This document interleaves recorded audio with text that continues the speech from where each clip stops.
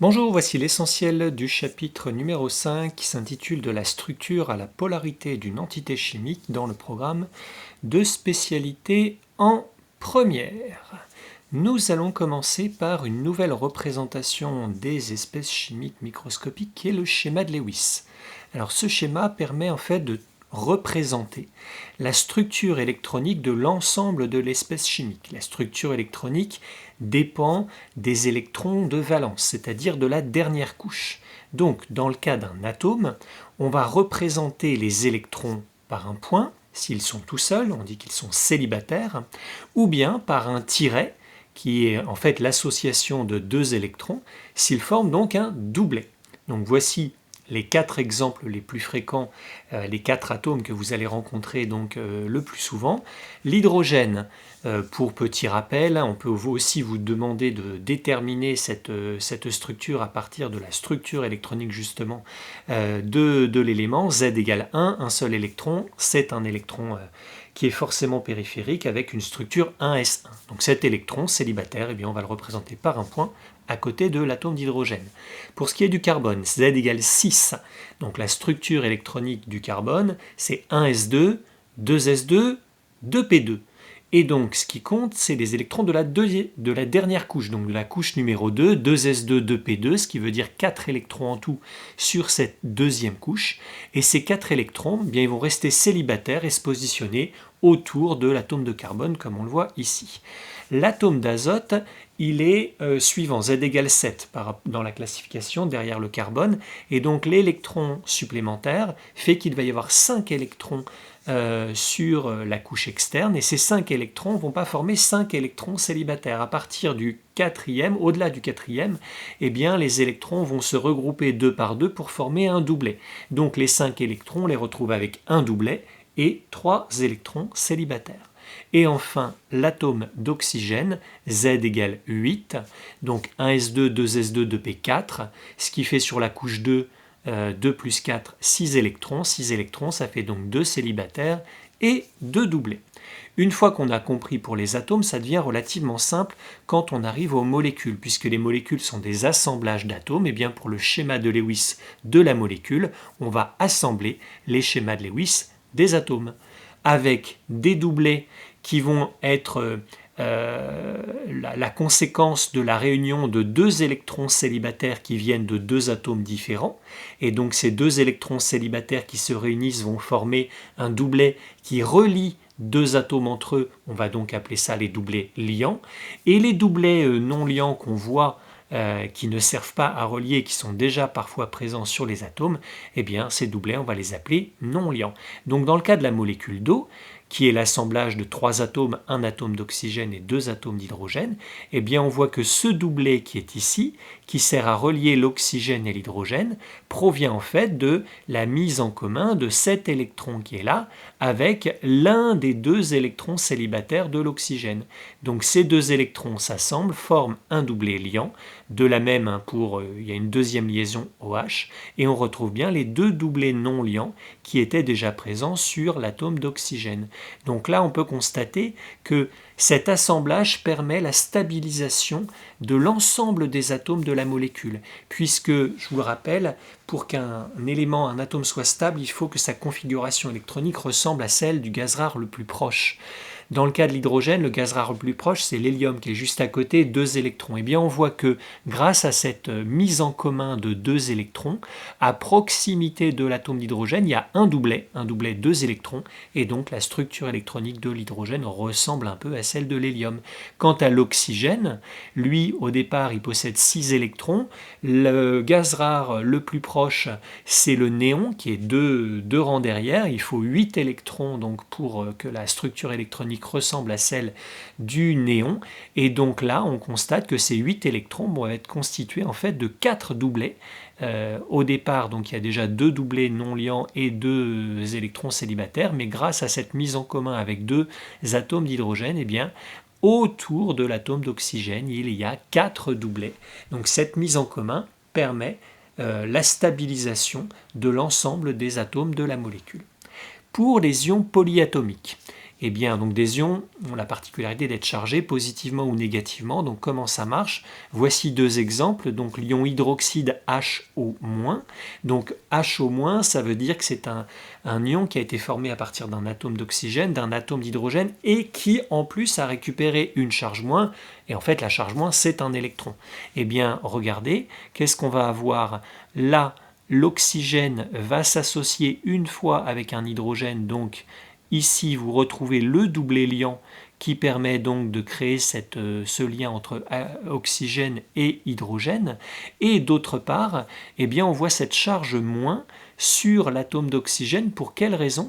Parce que si on regarde bien là, donc l'atome d'oxygène, il a combien d'électrons autour de lui? Alors, si on prend large, il y a les 4 doublets, donc 8, il est stable. Maintenant, si on prend moins large, il y a 3 doublets, les 3 doublets non liants qui sont ici, plus l'électron qui a été mis en commun avec l'hydrogène. Donc ça fait 7 électrons, alors qu'au départ, l'oxygène n'en avait que 6. Donc c'est comme si l'atome d'oxygène avait gagné un électron supplémentaire dans la fabrication de cet ion, et cet électron supplémentaire, eh bien, c'est cette charge formelle qui apparaît là. On l'entoure pour bien la distinguer d'un doublet pour ne pas la confondre. De la même manière, l'ion ammonium a pour formule NH4+, et donc là, on constate que par rapport à l'atome d'azote qui normalement a 5 électrons autour de lui, et bien là, l'azote central, il a formé 4 liaisons avec 4 hydrogènes voisins, et en fait, on peut imaginer un petit électron sur chacun des doublets à proximité de l'atome d'azote, donc il a dans son environnement très très proche, on va dire 4 électrons, alors qu'il en avait 5 au départ. C'est comme s'il avait perdu un petit peu un électron, et donc la perte d'une charge négative fait que l'atome d'azote est ici porteur d'une charge positive. Mais c'est l'ion dans sa globalité qui porte cette charge positive. La géométrie des molécules, des espèces chimiques en général, mais bon, souvent des molécules. Alors cette géométrie, elle va être liée au schéma de Lewis que l'on vient de voir, parce qu'en fait, tous ces électrons qui se positionnent autour d'un noyau, eh bien, se repoussent les uns les autres. Des charges de même signe, donc ici des charges négatives, que ce soit des doublés liants ou des doublés non liants, ça reste des électrons qui se repoussent les uns les autres.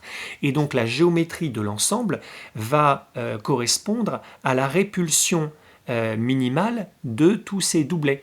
Les doublets vont s'éloigner le plus possible les uns des autres pour que les répulsions soient les plus faibles possibles. Donc on a plusieurs cas de figure qui se présentent. Le plus général, c'est quand on a un atome qui est entouré de 4 doublets. 4 doublets, pourquoi? Parce que, règle de l'octet, on cherche à ressembler au gaz rare le plus proche, avec 8 électrons sur la couche périphérique. Donc le cas le plus fréquent, c'est un atome entouré de 4 doublets. Si ces 4 doublets, qu'ils soient liants ou non liants, partent dans 4 directions différentes, comme on le symbolise ici, alors il y a une petite impression de 3 dimensions, c'est pas forcément évident, mais là on a quelque chose qui est en 3 dimensions, eh bien on a une forme qui est tétraédrique autour de l'atome central, qui est ici X, qui peut être un atome de carbone ou autre. En tout cas, on a donc une forme qui est tétraédrique. Si, maintenant, ces 4 doublets, qui partent dans 4 directions différentes, ne sont pas tous des doublés liants. Et, première situation, imaginons qu'il y en ait un des doublets qui soit non liant. Eh bien, dans ce cas-là, on aurait un tétraèdre tronqué. C'est comme si l'un des sommets du tétraèdre n'était pas occupé. Les électrons sont bien là, mais ces électrons ne relient pas à un autre atome. Donc en fait, on a une pyramide à base triangulaire. Deuxième situation, on a toujours 4 doublets autour de l'atome central qui partent dans 4 directions toujours différentes, mais cette fois, il y a 2 doublets non liants. Et donc 2 doublets non liants, on va retrouver un tétraèdre qui a perdu 2 sommets.